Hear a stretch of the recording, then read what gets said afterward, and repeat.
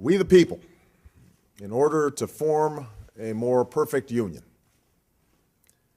221 years ago, in a hall that still stands across the street, a group of men gathered and with these simple words launched America's improbable experiment in democracy.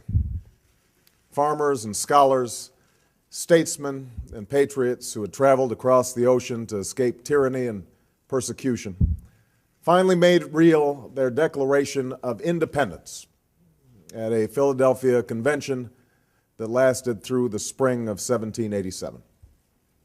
The document they produced was eventually signed, but ultimately unfinished. It was stained by this nation's original sin of slavery, a question that divided the colonies and brought the convention to a stalemate until the founders chose to allow the slave trade to continue for at least 20 more years and to leave any final resolution to future generations. Of course, the answer to the slavery question was already embedded within our Constitution, a Constitution that had at its very core the ideal of equal citizenship under the law, a Constitution that promised its people liberty and justice, and a union that could be and should be perfected over time. And yet words on a parchment would not be enough to deliver slaves from bondage or provide men and women of every color and creed their full rights and obligations as citizens of the United States.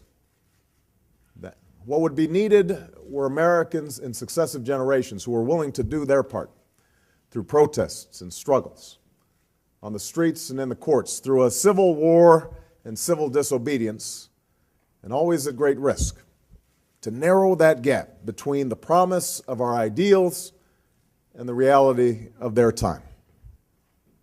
This was one of the tasks we set forth at the beginning of this presidential campaign, to continue the long march of those who came before us, a march for a more just, more equal, more free, more caring, and more prosperous America.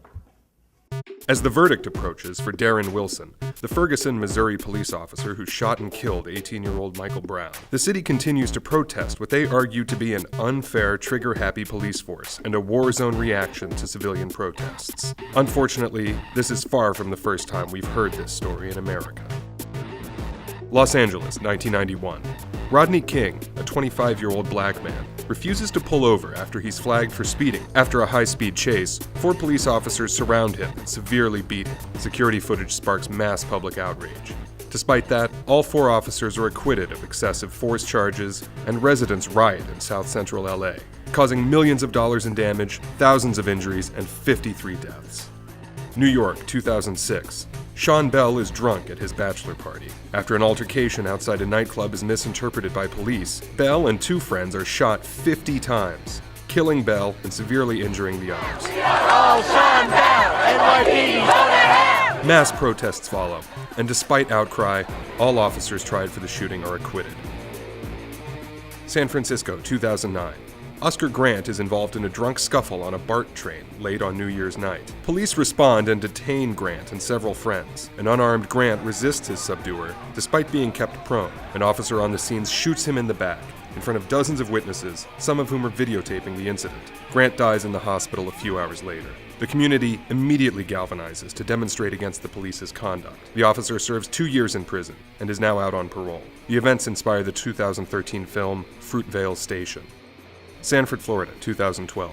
17-year-old Trayvon Martin is walking home from a convenience store. Neighborhood watch coordinator George Zimmerman believes Martin looks suspicious. After he calls the police, Zimmerman approaches Martin. The two struggle, and Zimmerman fatally shoots and kills the unarmed teenager.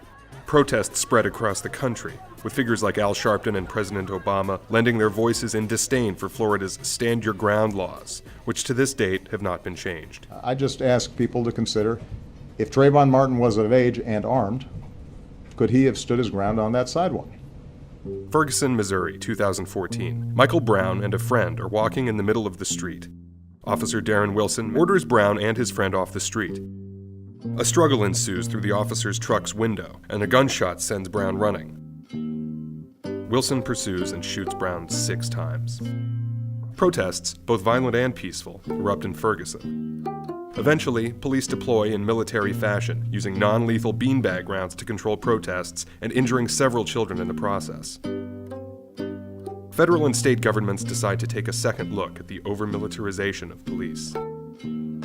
Brown's death and the resulting chaos in Ferguson are milestones in the momentum these cases have gained. Outcry is louder on both sides, and while the government pledges to consider reform to police policy and state law, it seems like these stories have become depressingly predictable. If a white male teen was involved in the same kind of scenario, that from top to bottom, both the outcome and the aftermath might have been different. How many more times can the country withstand a tragic shooting, a muddy trial, and the resulting chaos? I can't breathe. That's what Eric Garner said as he was wrestled to the ground by NYPD officers. It doesn't even surprise me that these sorts of things are happening, and that's the worst thing about it. I'm not surprised. I think what has scared me the most about the murders of these unarmed black men and boys is the fact that we know exactly who killed them. At this point, all they're doing is trying to justify why the victim did not deserve to live, and that's really, really, really terrifying. When a grand jury failed to indict Darren Wilson for the murder of Mike Brown, I cried the entire night. I cried because he didn't deserve to die. I cried because that could have been my brother. I cried because I learned that it's legal to kill a black man for doing nothing at all, and that this country has not one to give about justice for people who look like me. My question for those that are content with the outcome of Trayvon Martin, Mike Brown, Tamir Rice, Eric Gardner, and John Crawford, who seems to have been in the background of all of this, is how many people have to die in order for you to see that the system is unfair and unjust? Or are you content to watch the systematic lynching of your fellow man? You do not face the oppression every day when you go out, and you do not fear the presence of your protector. If you are stopped by a cop, it is a story to tell your family. We are stopped by cops. We are remembering that we have been told since infancy we have no rights. Anything we say can and will be used against us, and the media justifies our killers' actions. It's disgusting the way that some people are treating it. The way that some people are trying to tell, by some people I mean white people, telling black people how they should react to this. It's not you being oppressed. How can you tell someone how to react to something that's happening to them, that's happening to people like them? When I watch the news, I'm seeing people like me beaten down, killed by the police. When you watch the news, you're seeing people like you doing those sorts of things and getting away with it. I was really, really upset about the attitudes by the other people at my university on campus. They were constantly saying to me, oh, get over it. Why are you so angry about this? Your British doesn't apply to you. Why are you upset? This isn't relevant to you. The law enforcement system of one of the most powerful nations in the world has effectively just told us that black lives don't matter. That is very, very relevant to me and should be relevant to you too. I think the hardest thing for me, aside from the fear, is feeling this uncrossable chasm between me and my white friends and coworkers. I mean, really good, kind, progressive people who mean really well, but just can never totally understand what this means and how this feels for me as a black woman. The same people who were raging on Tumblr about how unjust this all is, the next day were just back to their regular lives, tweeting about the AMAs and posting Christmas gifs, and I just couldn't understand how they could think about anything else. I carry it around like it's an anvil tied to my neck, and it's a weight that I will carry for the rest of my life. I felt and I feel so incredibly disconnected because I live in a world that systematically devalues people who look like me. I do want to remind my brothers and sisters, find peace. We will find our solace, and that change will happen because we demand it. We will not forget the slaughter of our families, and we will not let this die. Do not forget the raw emotion that follows these decisions by those that just don't understand. Make them understand. Justice was not served, and as Americans, we will seek justice via the people. We are built on the idea that all men were created equal, and I believe in my heart that every American is capable of finding this belief for themselves. My flatmate came into the kitchen. She saw that I was angry, and she was like, "Oh, you still upset? You still upset about that whole news thing?" That less so made me angry, more so made me frightened. Not because of her ignorance on the situation, but because of the fact that she is able to be ignorant. To her, it is just a news thing. She can turn off the news, she can close Twitter, she can log off of Tumblr. Meanwhile, my entire race has to sit and listen as we're told that our lives can justifiably be taken from us because he has a badge. We can't log out of this. This is our reality, and it really, really is frightening to me that there's a girl 2 doors down from me who lives in an entirely different one. The families affect from now on. Stay woke. Examine those unconscious biases that you carry in your head and in your heart. Ask questions. Talk to Black and brown people. Amplify Black and brown voices. When we talk, listen. When we tell you about our experiences, believe us. Our lives matter. Black lives matter. Black lives matter. Black lives matter.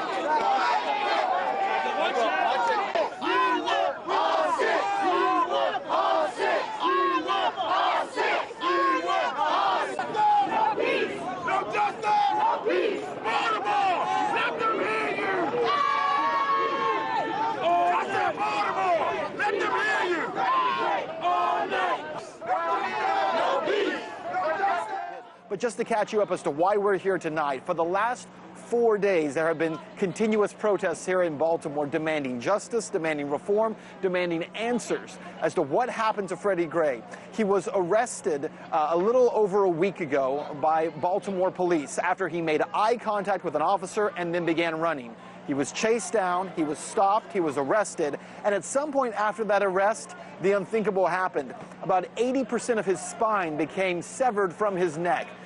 Freddie slipped into a coma and then died shortly after. The answers as to how that happened have not come. They have not come from the police department and certainly not come from the mayor's office. But we still see a lot going on here in terms of the macro story that we've been talking about, whether it is Eric Garner in New York or Mike Brown in Ferguson or Tamir Rice in Cleveland. Even though those micro stories have their own components, there is a larger narrative here that especially activists are concerned with, and Baltimore is no different. It is a city that has plagued with these kinds of problems. I want to give you some very interesting numbers that we've come across. These go back about a decade to 2005, but let's pull this up for you, because Baltimore in 2005 followed a practice known as zero-tolerance policing, during which they made, get this, more than 100,000 arrests in a city of 640,000 people. It's a staggering number. In 2006, a year later, the NAACP and the ACLU sued the city because they were alleging there's a broad pattern of abuse in which people were routinely arrested without probable cause. The city in 2010 settled for $870,000. They also said they would retrain officers and they would publicly reject zero tolerance policing. In New York, they call it stop and frisk. Here, they call it zero tolerance. Now get this, what's more, the Baltimore Sun, and Anya talked about this earlier, they have reported that taxpayers have paid nearly $6 million in judgments or settlements alleging police misconduct since 2011. Again, protesters tonight very concerned about the overall problem between police and the community, and the way that communities like this one, which quite candidly is an impoverished community, the socioeconomic issues here are pretty severe. and they are concerned about how they are being treated as a culture. The tragic incident with the death of Freddie Gray. On May 1st, our investigation revealed that we had sufficient probable cause to bring charges against 6 police officers. As our investigation has continued, additional information has been discovered, and as is often the case, during an ongoing investigation, charges can and should be revised based upon the evidence. These past 2 weeks, my team has been presenting evidence to a grand jury that just today returned indictments against all 6 officers for the following offenses. Officer Cesar Goodson Jr., second degree, depraved heart murder. Involuntary manslaughter, second degree negligent assault, manslaughter by vehicle and gross negligence, manslaughter by vehicle, criminal negligence, misconduct in office for failure to perform a duty regarding safety of a prisoner, reckless endangerment. Officer William Porter, involuntary manslaughter, second degree negligent assault, misconduct in office for failure to perform a duty regarding the safety of a prisoner, and reckless endangerment. Lieutenant Brian Rice, involuntary manslaughter, second degree negligent assault, misconduct in office for failure to perform a duty regarding safety of a prisoner, and an illegal arrest, reckless endangerment. Officer Edward Nero, second degree intentional assault, misconduct in office for an illegal arrest, misconduct in office for failure to perform a duty regarding safety of a prisoner, and reckless endangerment. Officer Garrett Miller, second degree intentional assault, misconduct in office for an illegal arrest, misconduct in office for failure to perform a duty regarding the safety of a prisoner, and reckless endangerment. Sergeant Alicia White, involuntary manslaughter, second degree negligent assault, misconduct in office for failure to perform a duty regarding safety of a prisoner, and reckless endangerment. Now that the grand jury has also found probable cause to charge the aforementioned officers based upon the evidence, these officers, who are presumed innocent until proven guilty, are now scheduled to be arraigned on July 2nd. Advising of an active shooter, multiple people down. A Wednesday night Bible study erupts in gunshots. All units responding 110 Calhoun Street. The shooting at Emmanuel African Methodist Episcopal Church, one of the oldest churches in the South, and once part of the Underground Railroad during slavery. At the scene, 8 are pronounced dead, 6 females, 2 males. Another man dies later in the hospital. Several victims regarding that active shooter. Give me at least 4 medic units plus 2 supervisors on that call, please. The gunman manages to evade officers and a frenzied manhunt ensues. As daylight breaks on Thursday, the manhunt continues and the suspected shooter is identified. Meantime, a community tries to comprehend what is incomprehensible. The president noticeably shaken. Any death of this sort is a tragedy. Any shooting involving multiple victims is a tragedy. There is something particularly heartbreaking about a death happening in a place in which we seek solace and we seek peace, in a place of worship.